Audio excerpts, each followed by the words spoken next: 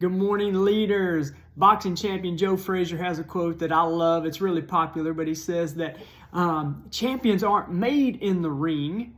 They're merely recognized there. I love that. See, people don't become champions overnight. They may get crowned champion or recognized by the public as champions in an instant or overnight, but the journey to become a champion actually happened with a decision. In a moment of a decision right there where a champion decides that they're going to cut good, they're going to cut compromise, they're going to cut average, and they're going to decide to do everything they do with excellence and to become great. A champion became a champion within themselves the hours, the months, the years before anyone else even took notice. Several years ago, I was working at a physical therapy clinic in Jackson for a man named Tanny. Now, Tanny, he was the owner of the clinic, and it came time for my performance review.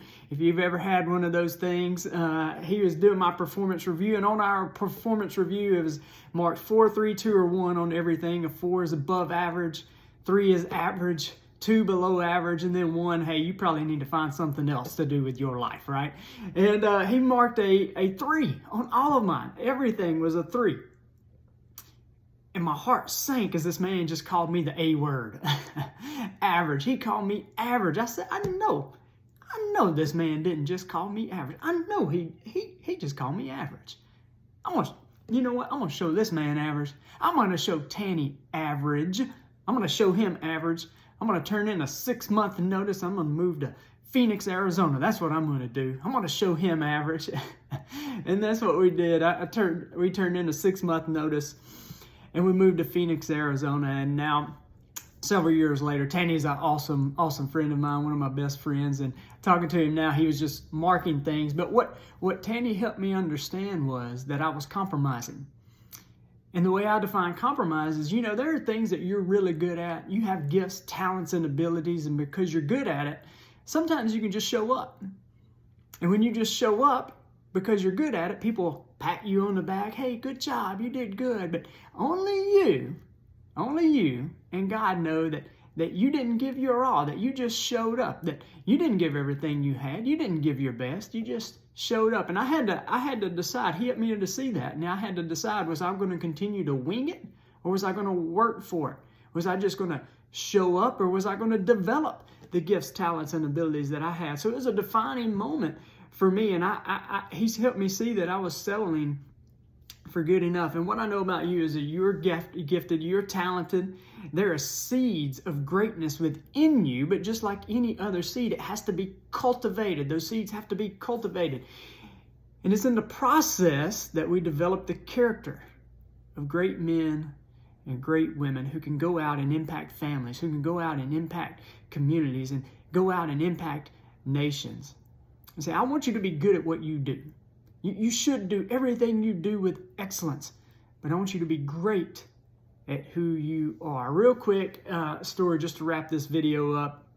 In the Bible, there's a story about a man named Joseph. He's got 10 older brothers, so he's the youngest one of the group. And there is something in him that is stirring, that he knows he is made for greatness. He is made to be on the world stage, that he is made to be a leader on the world stage. And he starts having these dreams of his mom and dad and his mom and them, right? And his brothers even being under his leadership.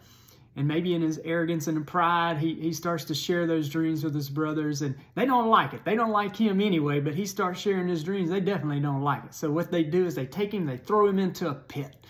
They're going to leave him there to die. They throw him into a pit, and they decide to actually sell him into slavery. And years go by, and Joseph finds himself in prison, and years continue to go by, but he continues to develop this character and this gift that God has given to him. God's hand of favor is on him, and he finally gets the call to get in front of the king in the palace. And God works so mightily through him, and he does something so incredible that Pharaoh, the king of Egypt, puts him as number 2 in command of all of Egypt. And Egypt was the world power at the time. So he's the number 2 world power at that time. And see, from the pit to the palace was the process. But most of us don't like the process. It's the process that we like to shortchange. We want to shortcut the process. We want to microwave the process, but it's really in the process that we develop the character and the staying power. And I often say in our leadership training, if you've ever been to any of those, I often say skills can get you into the room, skills can get you an invitation to the leadership table, but it's character that's going to keep you there. The path to becoming a champion starts with the decision to do everything you do with excellence, and then doing it day in and day out, day in and day out. Becoming a champion starts with a decision, and that decision is day in and day out, doing everything you do with excellence. Hey, I hope today has encouraged you. Hope it's added value to you. Hope you have a great day, and God bless.